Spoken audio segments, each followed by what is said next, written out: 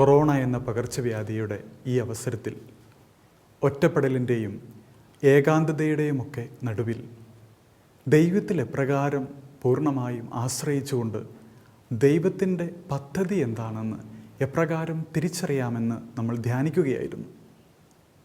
ദൈവത്തിൻ്റെ വചനം നമുക്ക് സമീപസ്ഥമാണ് എന്നും അത് നമ്മുടെ ഹൃദയത്തിലും നമ്മുടെ അധരത്തിലും എപ്പോഴും വിളങ്ങി നിൽക്കണമെന്നും തിരുവചനം നമ്മെ ഓർമ്മിപ്പിക്കുമ്പോൾ ആ വചനത്തിൽ ആശ്രയിച്ചുകൊണ്ട് ദൈവത്തിൽ ശരണപ്പെടുവാനുള്ള ഒരു വലിയ വിളിയാണ് ഈ കാലഘട്ടമെന്നും ദൈവത്തിലേക്ക് കൂടുതലായി ശ്രദ്ധ വെച്ചുകൊണ്ട് ദൈവം നമ്മളോട് പറയുന്നത് എന്താണ് എന്ന് നിശബ്ദതയിൽ ശ്രവിക്കുവാനുള്ള അവസരമാണ് ഈ കാലഘട്ടമെന്നും നമ്മൾ കഴിഞ്ഞ ദിവസം കണ്ടു. ഇന്ന് നമ്മൾ ചിന്തിക്കുക, ദൈവത്തിൽ പൂർണ്ണമായും ആശ്രയിക്കുന്ന വ്യക്തിത്വങ്ങൾ എപ്രകാരം വചനത്തിൽ നമ്മുടെ മുൻപിൽ മാതൃകയായി നിൽക്കുന്നു എന്നതിനെക്കുറിച്ചാണ്. പരിശുദ്ധ അമ്മയാണ് നമുക്ക് മുൻപിലുള്ള വിശ്വാസ ജീവിതത്തിൻ്റെ ഏറ്റവും വലിയ മാതൃക. സഭ നമ്മെ പഠിപ്പിക്കുന്നു ഏറ്റവും ആദ്യത്തെ ക്രിസ്ത്യാനി പരിശുദ്ധ കന്യകാമറിയമാണ് എന്ന്. ദൈവത്തിൽ പൂർണ്ണമായും ശരണപ്പെട്ടു എന്നതാണ് പരിശുദ്ധ അമ്മ നമുക്ക് മുൻപിൽ മാതൃകയായി നിൽക്കുന്നതിന് പ്രധാനപ്പെട്ട കാരണം. 91-ാം സങ്കീർത്തനം നമ്മെ ഇപ്രകാരം ഓർമ്മിപ്പിക്കുന്നു: നീ കർത്താവിൽ ആശ്രയിച്ചു, അത്യുന്നതനിൽ നീ വാസമുറപ്പിച്ചു. നിനക്ക് യാതൊരു തിന്മയും ഭവിക്കുകയില്ല, ഒരനർത്ഥവും നിൻ്റെ കൂടാരത്തെ സമീപിക്കുകയുമില്ല. കർത്താവിൽ പൂർണ്ണമായും ആശ്രയിക്കുന്നവൻ്റെ ഗുണങ്ങളാണ് സങ്കീർത്തകൻ ഇവിടെ പറഞ്ഞു വയ്ക്കുക. ഇതാ കർത്താവിൻ്റെ ദാസി, നിൻ്റെ വചനം എന്നിൽ ഭവിക്കട്ടെ എന്ന് ഗബ്രിയേൽ ദൂതനോട് പ്രത്യുത്തരിക്കുന്ന പരിശുദ്ധ കന്യകാമറിയം. കർത്താവ് പറഞ്ഞത് നിറവേറുമെന്ന് വിശ്വസിച്ചവൾ ഭാഗ്യവതി എന്ന പരിശുദ്ധ അമ്മയോടുള്ള എലിസബത്തിൻ്റെ അഭിവാദനം, ഇതെല്ലാം ദൈവത്തിൽ അടിയുറച്ച് വിശ്വസിക്കുന്നവർക്ക് ഉണ്ടാകുന്ന ദൈവിക പദ്ധതിയോടുള്ള പങ്കുചേരലായിട്ട് നാം തിരിച്ചറിയേണ്ടതുണ്ട്. ദൈവം പറഞ്ഞത് നിറവേറുമെന്ന് വിശ്വസിച്ചവൾ ഭാഗ്യവതി. സ്നേഹം നിറഞ്ഞവരെ, ദൈവം എന്താണ് നമ്മളോട് പറഞ്ഞത്? ദൈവം നമ്മളോട് പറഞ്ഞിരിക്കുന്നത് ദൈവം സ്നേഹമാണെന്നും അവനറിയാതെ ഒന്നും സംഭവിക്കുകയില്ല എന്നുള്ളതുമാണ്. എന്നാൽ വിശ്വസിക്കുന്നവൻ്റെ ജീവിതത്തിൽ എപ്പോഴും പ്രതിസന്ധികൾ ഉണ്ടാകും. ഈ പ്രതിസന്ധികളാണ് യഥാർത്ഥത്തിൽ നമ്മുടെ വിശ്വാസത്തെ ദൃഢപ്പെടുത്തേണ്ടത്. പരിശുദ്ധ അമ്മയുടെ ജീവിതത്തിലേക്കൊന്ന് നോക്കുക. ദൈവം പറഞ്ഞത് നിറവേറുമെന്ന് വിശ്വസിച്ച അവൾക്ക് ആദ്യം തന്നെ നൽകുന്ന വെളിപാട് എന്ന് പറയുന്നത് നിൻ്റെ ഹൃദയത്തിൽ ഒരു വാൾ കടക്കും എന്നുള്ളതാണ്. ഈ ഹൃദയത്തിലേക്ക് ഒരു വാള് സ്വീകരിച്ചുകൊണ്ടാണ് പരിശുദ്ധ അമ്മ അവരുടെ വിശ്വാസ ജീവിതം എന്നും മുന്നോട്ട് കൊണ്ടുപോകുന്നത്.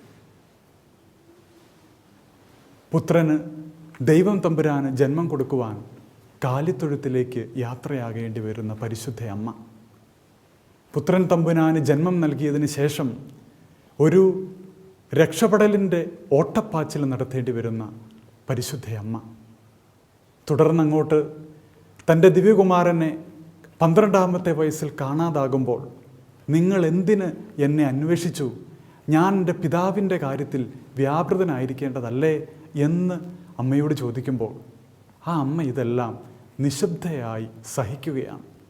ആ അമ്മ എപ്പോഴും വിശ്വസിക്കുകയാണ്, ദൈവം എന്നോട് പറഞ്ഞ എൻ്റെ മകൻ ദൈവം പറഞ്ഞതുപോലെ അവൻ ദൈവത്തിൻ്റെ പുത്രനാണ് എന്ന്.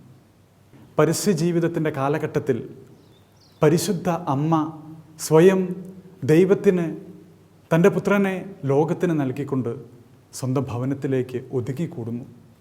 നിന്നെ വഹിച്ച ഉദരവും നിന്നെ പാലൂട്ടിയ മുലകളും എത്ര ഭാഗ്യമുള്ളവ എന്ന് പറഞ്ഞ് പരിശുദ്ധ അമ്മയെ സമൂഹം പ്രകീർത്തിക്കുമ്പോൾ, മറ്റൊരു വശത്ത് ഇവൻ ആ തച്ചൻ്റെ മകനല്ലേ എന്ന് പറഞ്ഞ് തൻ്റെ മകനെ എല്ലാവരും ആട്ടി ഓടിക്കുന്ന രംഗം കാണുമ്പോൾ പരിശുദ്ധ അമ്മ വൈരുദ്ധ്യങ്ങൾക്ക് നടുവിൽ വിശ്വസിക്കുകയാണ് അവൻ യഥാർത്ഥത്തിൽ ദൈവപുത്രനാണ് എന്ന്.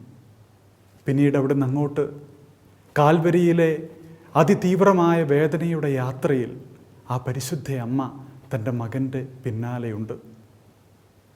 എൻ്റെ ദൈവമേ, എന്തുകൊണ്ട് നീ എന്നെ ഉപേക്ഷിച്ചു എന്ന് ദൈവപിതാവിനോട് വേദനയോടുകൂടെ തൻ്റെ മകൻ ചോദിക്കുമ്പോഴും ആ ദൈവപിതാവിൻ്റെ നിശബ്ദതയ്ക്ക് മുൻപിൽ പരിശുദ്ധ അമ്മ വിശ്വസിക്കുകയാണ് ഇത് ദൈവപുത്രനാണ് എന്ന്. മംഗളവാർത്ത സമയത്ത് ഇതാ കർത്താവിൻ്റെ ദാസി എന്ന് പറഞ്ഞ് വിശ്വസിച്ച അമ്മ കാൽവരിയുടെ വിരിമാറിൽ ദൈവത്തിൻ്റെ നിശബ്ദതയ്ക്ക് മുൻപിലും വിശ്വാസം കൈവിടാതെ നിലകൊള്ളുകയാണ്.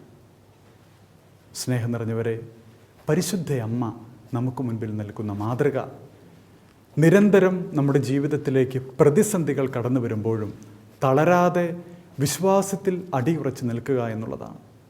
ആ വിശ്വാസമാണ് നമുക്ക് രക്ഷയ്ക്ക് കാരണമായത്. പരിശുദ്ധ അമ്മയുടെ ദൈവത്തിൻ്റെ ഹിതത്തോടുള്ള പ്രത്യുത്തരം പുത്രൻ തമ്പുരാനെ ഈ ലോകത്തിന് നൽകി. ആ പുത്രൻ തമ്പുരാൻ നമ്മെ രക്ഷിച്ചു. പ്രതിസന്ധികളെല്ലാം നമ്മെ രക്ഷയിലേക്ക് നയിക്കുന്നതാണ് എന്ന് തിരിച്ചറിയാം. സർവേശ്വരൻ നമ്മെ എല്ലാവരെയും സമൃദ്ധമായി അനുഗ്രഹിക്കട്ടെ.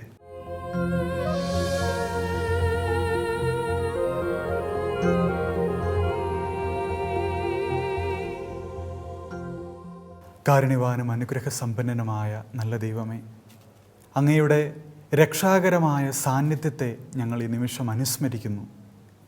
ഈ വിശുദ്ധ അൾത്താരയിൽ തിരുവോസ്തി രൂപനായി എഴുന്നള്ളിയിരിക്കുന്ന സത്യദൈവത്തെ ഞങ്ങൾ അനവരതം പാടി ആരാധിക്കുന്നു. ഈശോനാഥ, നീ ഞങ്ങളുടെ അഭയമായിരിക്കണമേ. ഞങ്ങളുടെ ഈ പ്രതിസന്ധികളുടെ നിമിഷങ്ങളിൽ ഞങ്ങളെ ഒരു നിമിഷം പോലും കൈവിടാതെ ഞങ്ങളെ ചേർത്ത് നിർത്തുന്ന നല്ല തമ്പുരാനാണ് നീ എന്ന തിരിച്ചറിവ് നീ ഞങ്ങൾക്ക് നൽകണമേ. തന്നിൽ വിശ്വസിക്കുന്നവർക്ക്, തൻ്റെ പദ്ധതി അനുസരിച്ച് വിളിക്കപ്പെട്ടവർക്ക് ദൈവം എല്ലാം നന്മയ്ക്കായി പരിണമിപ്പിക്കും എന്ന് തിരുവചനത്തിലൂടെ അങ്ങ് ഞങ്ങളെ പറഞ്ഞ് പഠിപ്പിക്കുന്നല്ലോ. വിശ്വാസത്തിൻ്റെ ഏറ്റവും വലിയ മാതൃകയായ പരിശുദ്ധ അമ്മയുടെ സാന്നിധ്യം ഈ നിമിഷം ഞങ്ങൾ യാചിക്കുന്നു. ഈ തിരുവോസ്തി രൂപനായ കർത്താവ് ഈശോ മിശിഹായുടെ മുൻപിൽ അവിടുത്തെ അനവരതം ആരാധിക്കുവാൻ ഞങ്ങളോടൊപ്പം അമ്മയുമുണ്ട് എന്ന് ഞങ്ങൾക്കറിയാം. പരിശുദ്ധ അമ്മേ, ഞങ്ങളുടെ വിശ്വാസം വർദ്ധിപ്പിക്കണമേ. തിരുവചനത്തിലൂടെ അങ്ങ് അരുളി ചെയ്തിട്ടുണ്ടല്ലോ, നീ കർത്താവിൽ ആശ്രയിച്ചു, അത്യുന്നതനിൽ നീ വാസമുറപ്പിച്ചു, നിനക്ക് യാതൊരു തിന്മയും ഭവിക്കുകയില്ല, ബാധകൾ നിൻ്റെ കൂടാരത്തെ ഉപദ്രവിക്കുകയുമില്ല. ഈശോയെ, അങ്ങയിൽ പൂർണ്ണമായും ഞങ്ങൾ ആശ്രയിക്കുന്നു. ഞങ്ങളുടെ വിശ്വാസം അനുനിമിഷം നീ വർദ്ധിപ്പിക്കണമേ. കർത്താവ് അരുൾ ചെയ്തത് നിറവേറുമെന്ന് വിശ്വസിച്ചവൾ ഭാഗ്യവതി. പരിശുദ്ധ അമ്മേ, കർത്താവിൻ്റെ വചനം പൂർണ്ണമായും വിശ്വസിച്ച അമ്മയെ മാതൃകയാക്കിക്കൊണ്ട് കർത്താവിൽ പൂർണ്ണമായും ഞങ്ങൾ ആശ്രയിക്കുന്നു. അമ്മേ മാതാവേ, ഞങ്ങളുടെ വിശ്വാസത്തിൻ്റെ വീഞ്ഞ് ചോർന്നു പോകുന്ന അവസരത്തിൽ ഞങ്ങൾക്ക് വേണ്ടി തിരുക്കുമാരനോട് അമ്മ മാധ്യസ്ഥ്യം അപേക്ഷിക്കണമേ. വിശ്വാസത്തിൻ്റെ കൃപ ഞങ്ങളിലേക്ക് വർഷിക്കണമേ എന്ന് ഈശോയെ അങ്ങയോട് ഞങ്ങൾ പരിശുദ്ധ അമ്മയോട് ചേർന്ന് നിന്ന് പ്രാർത്ഥിക്കുന്നു. ഈശോനാഥ, ഞങ്ങളുടെ ബലഹീനതകളെ ബലമുള്ളതാക്കുന്ന അങ്ങയുടെ സ്നേഹത്തിൽ ഞങ്ങൾ അടിയുറച്ച് വിശ്വസിക്കുന്നു. ഈശോയെ, അങ്ങ് ഞങ്ങളെ ശക്തിപ്പെടുത്തണമേ. യേശുവേ നന്ദി, യേശുവേ സ്തുതി, യേശുവേ സ്തോത്രം, യേശുവേ ആരാധന. സ്നേഹം നിറഞ്ഞവരെ, ഈശോയിൽ അടിയുറച്ച് വിശ്വസിച്ചുകൊണ്ട് ആഴമായ ബോധ്യത്തിൽ നമുക്ക് അവിടുത്തെ തിരുമുൻപിലായിരിക്കാം. അവിടുത്തെ ആശീർവാദത്തിനായി നമുക്ക് നമ്മെ തന്നെ ഒരുക്കാം.